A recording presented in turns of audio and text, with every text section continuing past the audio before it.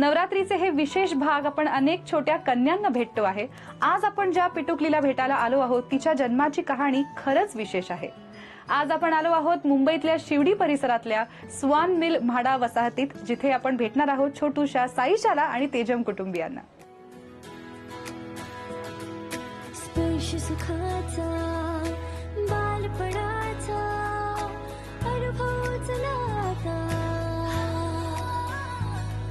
स्पर्श वाचल्याचा, स्पर्श वाचल्याचा, स्पर्श वाचल्याचा.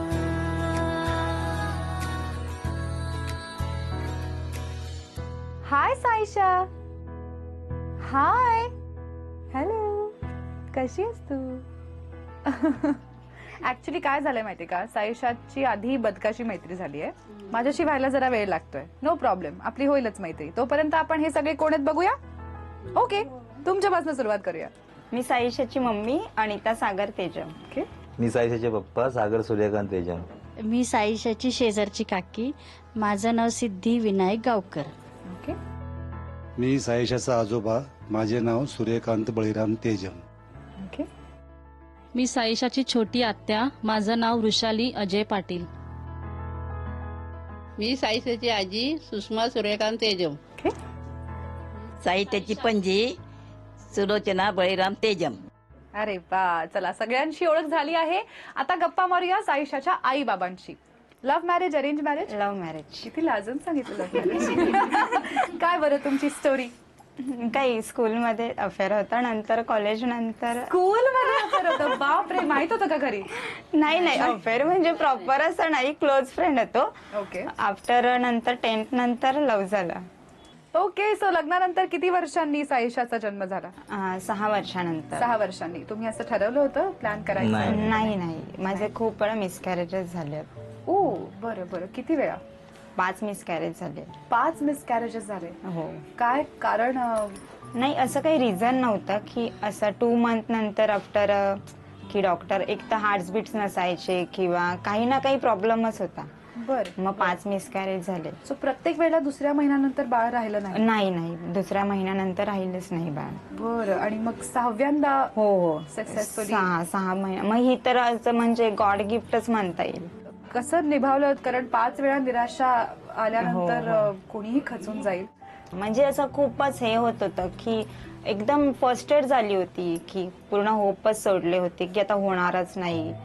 मला म्हणजे सासू वगैरे म्हणायला देखील होता की म्हणजे आता एवढं झाल्यानंतर की आपण अडॉप्ट करूया, पण आम्ही होप सोडले नाही. म्हटलं की बघूया. पण नॅचरली एक असं म्हणतो ना की अचानक मी तर हिच्या वेळेस लक्ष पण दिलं नव्हतं. 2 मंथ तर मी डॉक्टरकडेही नाही गेली. म्हटलं की असं होणारच आहे. पण म्हटलं नाही, जरा ह्या म्हणजे प्रत्येक वेळापेक्षा हे जरा वेगळं आहे. तर म्हणून म्हटलं ठीक आहे की बघूया. काय वेगळं वाटलं होतं यावेळेला? म्हणजे मला जे सिम्पटम्स असे ना होते ना की नेहमी मला कसं असं वॉमिट वगैरे असं जास्त होत नव्हतं. होत होतं म्हणजे विकनेस, पण हिच्या वेळेस मला खूप जास्त वॉमिटिंग होत होतं. जेवण जात नव्हतं अजिबात.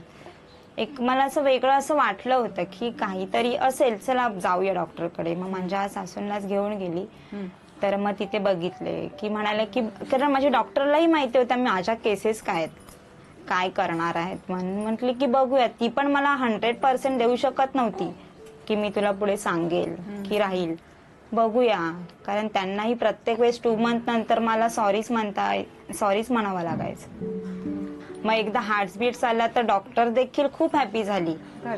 म्हटले की खरं तू जिंकलीस, स्वतःला जिंकलास तू आता. अरे वा. मग काही नाही की मग तोच ट्रॅव्हलिंग पुढे व्यवस्थित झाला.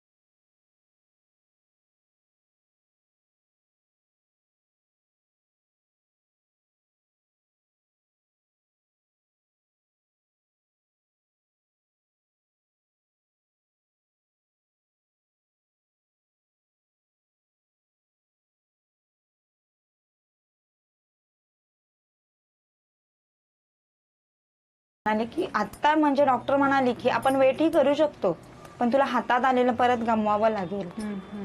त्याच्यामुळे म्हणाले की काय, मी म्हंटल काही करा पण मला माझं बाळ सध्या बघायचं. नंतर एंड मुमेंटला ह्याला सांगितलं की व्हेंटिलेटर अरेंज करा, बाळाला व्हेंटिलेटरवर ठेवावं लागेल. खूप अक्षरशः असं वाटलं की आता काय होईल, मला सीझरला पण नेतायत आणि काय करू, मला असं क्वेश्चन मार्क झालेला. मी म्हंटल आता देव आतापर्यंत आणलंच, म्हटलं तर तुझ्याच हातात आहे. आणि मला तर तिला दाखवलं म्हणजे मी तिला 2 दिवसानंतर बघितलं. ती NICU मध्ये होती. हो, कारण 8व्या महिन्यात लंग्स पूर्ण डेव्हलप नसतात. हो. तर माझ्या डॉक्टर मग जेव्हा दिलं ना बाळ, तिनं खूप मला पण हक केलं की म्हणाले की मी देखील जिंकली आज की तुला बाळ हातात देऊन. ते डॉक्टर म्हणते देवालाही लाजवलंस, तुला दिलं खरोखर. कसं वाटतं पहिल्यांदा सायशाला हातात धरून? खूप छान. मी तर खूप रडतच होती. म्हणजे असं बिलीव्हच होत नव्हतं की स्वतःचं बाळ घेणं, इतरांचं बाळ घेणं. वाट बघायला लावून मग शेवटी स्वतःचं बाळ. बाबा झाल्यावर कसं वाटलं? त्यामुळे तिला असं पहिल्यांदा जेव्हा मी घेतलं तेव्हा असं वाटलं की बाबा माझी मुलगी नाहीच आहे असं वाटलं. विश्वास बसत नव्हता. ओके. असं काही तुमच्यात बोलणं व्हायचं, मुलगा हवाय, मुलगी हवी आहे, नावं ठरवली होती का? हो. काय असं काय हवं बोलायचं. होतं? आम्ही मुलगीच म्हणायचो नेहमी. मुलगीच हवी हो, होती. मुलगीच हवी होती. नावही ठरवलं होतं आम्ही. सायशा ठरवलं होतं हो. आधीपासूनच? अरे वा. काय बदल झालाय सायशाच्या जन्मानंतर तुम्हा दोघांच्या नात्यामध्ये आणि ओव्हरऑल आयुष्यात सुद्धा? माझी चिडचिड खूप कमी झाली. ओके. सगळ्यात मेन मुद्दा तोच. ते मुलीवर चिडचिडी करते. आता सायशावर चिडचिड करतो. काय स्वप्न पाहिली आहे सायशासाठी? तिने काय करावं असं वाटतं तुम्हाला? माझं तर असं काही अजून ठरवलंच नाहीये. ते अजून तर लहान आहे, तिच्या ऍक्टिव्हिटीज बघितल्याच नाहीये. अजून तर 6 मंथच आहे. बरोबर. पण पुढे जाऊन तर तिच्यात बघूया, असं एअरलाईन्सला वगैरे असंच काहीतरी वाटतंय मला. ओके. बाबा, तुम्हाला काय वाटतं? मला डॉक्टर व्हायचं. डॉक्टर हवा असं वाटतं? गायनोकॉलॉजिस्ट किंवा बायकोला एवढं कोणीतरी 5 मिसकॅरेज नंतर सक्सेस दिलं असेल म्हणून त्याला वाटत असेल ना. तिनेही असं लोकांना मदत हो. करावी. ओके. ओके.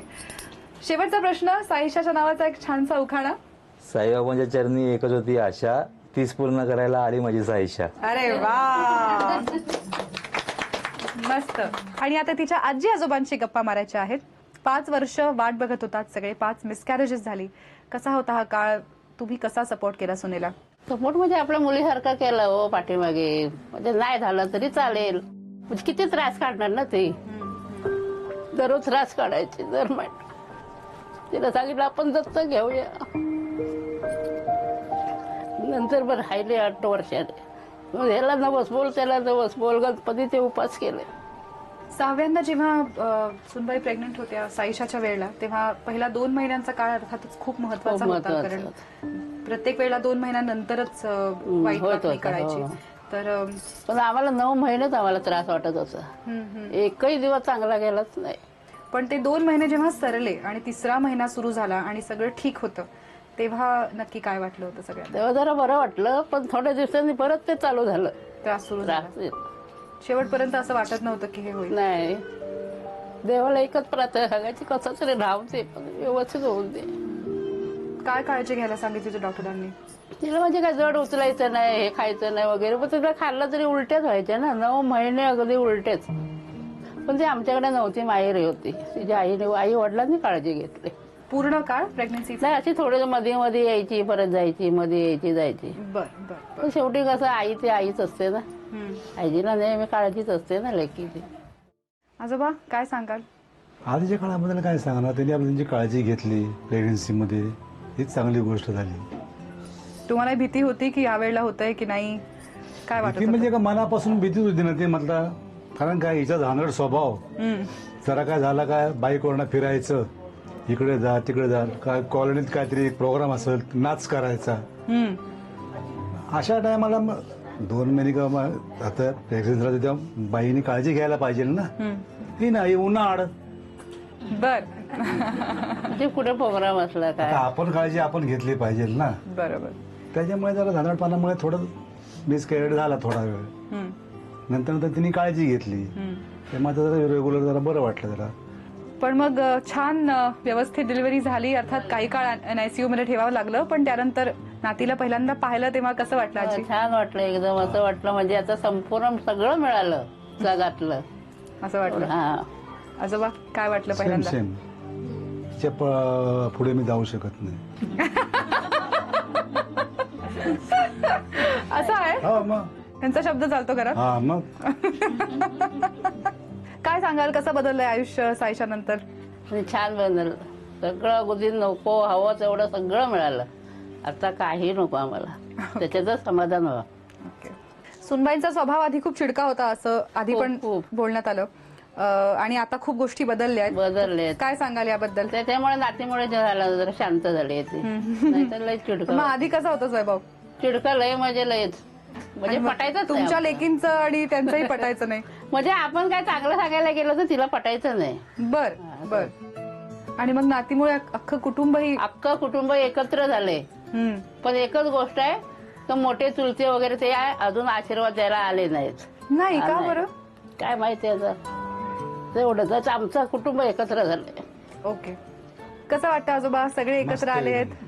सगळं छान झालंय, काय सांगाल याबद्दल? एकदम मस्त वाटते जरा. आता वातावरणाला एकदम आनंदमय आहे, व्यवस्थित चाललंय सगळं. काय वाटतं, सायशा कोणासारखी दिसते? बाबांसारखे जे तिच्या पप्पासारखी पप्पांसारखे. दिसते. पप्पासारखी. आणि वागते कोणासारखी? ते अजून समजणार नाही. तेवढं जो जेव्हा बोलायला लागेल ना तेव्हा समजेल की शांत बोलणं- झाली तर बाबासारखी आणि नाही झाली तर आईसारखी. आईसारखे. काय स्वप्न पाहिली आहेत तुम्ही सायशासाठी? तिच्या वडिलांना वाटतं तिने डॉक्टर व्हावं, आईचं म्हणणं आहे की एअरलाईन्स मध्ये असावं. तुम्हाला काय वाटतं? आई वडिलांचा विषय असून तू तेच कर, तू इंजिनिअरिंग कर, तू सायन्सला जा, आर्ट्सला जा. शेवटी ते कॉलेज जायला मुलींच्यावर अवलंबून असते ते, बरोबर. की आपण कुठला हे करायचा, जॉब घ्यायचा, तो अभ्यासाचा त्याच्यावर अवलंबून. आई आपली मस्त इच्छा आहे. मला पण वाटत होतं माझा मुलगा चांगला शिकावा, भरपूर शिकावा. नाही शिकला अजिबात नाही. आणि आता तिच्या कुटुंबियांशी जराशा गप्पा मारायच्या आहेत.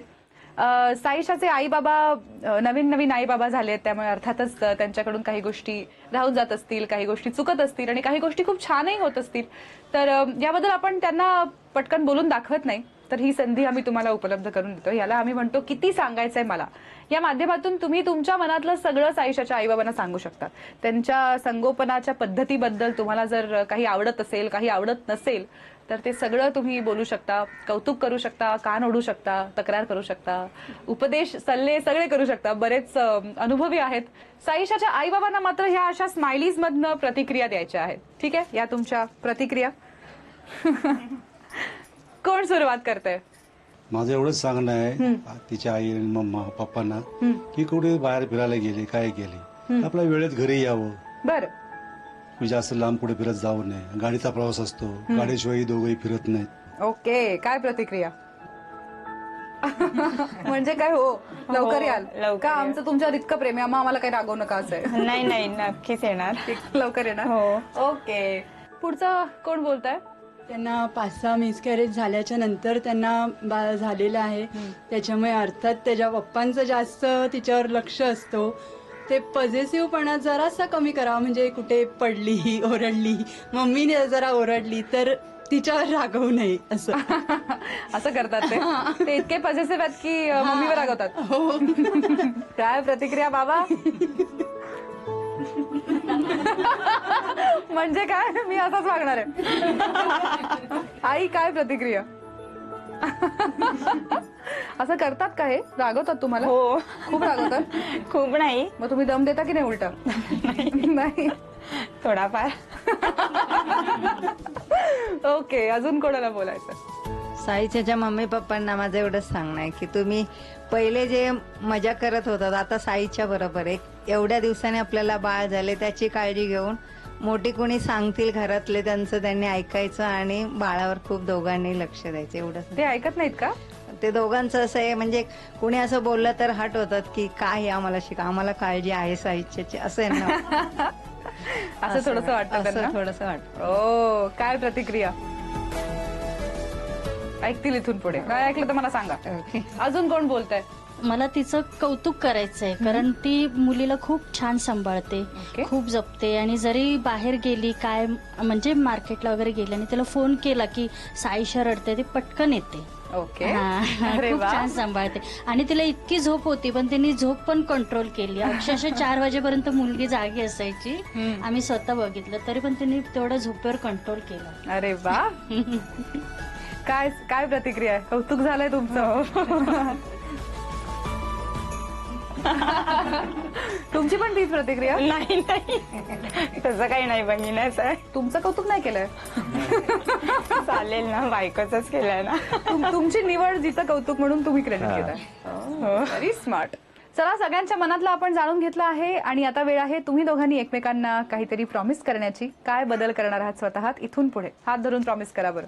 यापुढे चिडचिड कमी करेल. आणि तुम्ही? यापुढे दोघींकडे व्यवस्थित लक्ष देईन. साईशाच्या आई बाबांनी एकमेकांना प्रॉमिस केलं आहे. आता त्यांच्याबरोबर एक मस्तपैकी खेळ खेळूयात. तर खेळ असा आहे, इथे एका बोलमध्ये काही फुगे ठेवले आहेत, त्याच्यावरती काही अक्षरं लिहिली आहेत. या फुग्यांमधून तुम्हाला साईशाच्या नावाच्या अक्षरांचे सगळे फुगे शोधून काढायचे आहेत आणि ते फुगवून तयार करायचे. सो बेसिकली साईशाचं नाव तयार करायचं आहे. आता साईशाच्या नावामध्ये 6 अक्षरं आहेत, SAISHA, म्हणून आम्ही तुम्हाला 3 मिनिटं देतोय. प्रत्येक अक्षरासाठी साधारण 30 सेकंद. ठीक आहे. ट्विस्ट असा आहे की तुम्ही एकमेकांचा एक हात धरून ठेवायचा आहे. तुमचा उजवा आणि तुमचा हात, डावा हात एकमेकांच्या हातात असेल असा. ओके. आता फुगे शोधायचे आहेत. कोण फुगवणार ते तुम्ही ठरवून घ्या. जो अच्छा बाबा फुगवणार. ओके. त्यांनी फुगा तोंडाशी धरायचा, तुम्ही तो खेचून धरायचा, त्याने त्याच्यात हवा भरायची. गाठ मारून झाल्याशिवाय दुसरा फुगा शोधायला सुरुवात करायची नाही. रूल्स कळले? ठीक आहे. तुमची 3 मिनिटांची वेळ सुरू होते आता.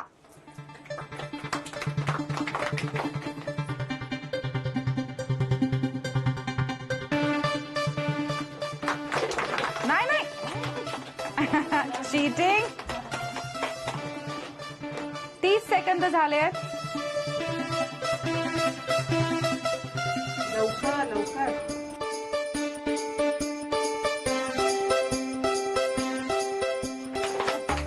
तुम्ही बघू शकता, नुसतं शोधू नाही शकत. 1 मिनिट झालाय. वेळेत आहात.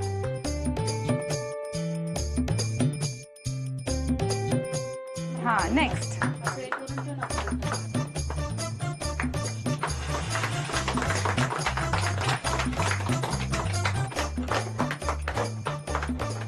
आता काय राहिलंय? अजून एक ए राहिला आय थिंक.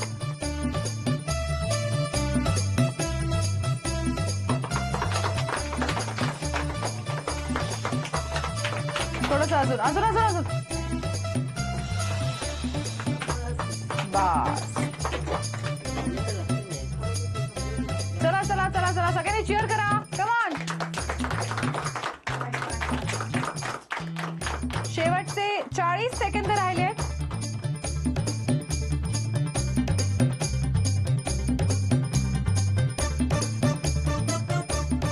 ओके. शेवटचे 10 सेकंद राहिले. 10, 9, 8, 7. अरे बाप. तुम्ही जिंकला आहात. साईशासाठी खास दिवातर्फे हा मानाचा चांदीचा बाळकृष्ण.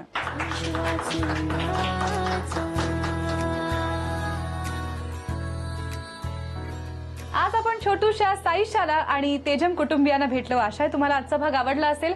अशाच अनेक पिटुकल्या कन्यांना पुढच्या काही विशेष भागांमध्ये भेटणार आहोत आपल्या जिव्हाळ्याच्या कार्यक्रमात, ज्याचं नाव आहे स्पर्श वात्सल्याचा. Special partner Jagannath Gangaram Pednekar jewellers.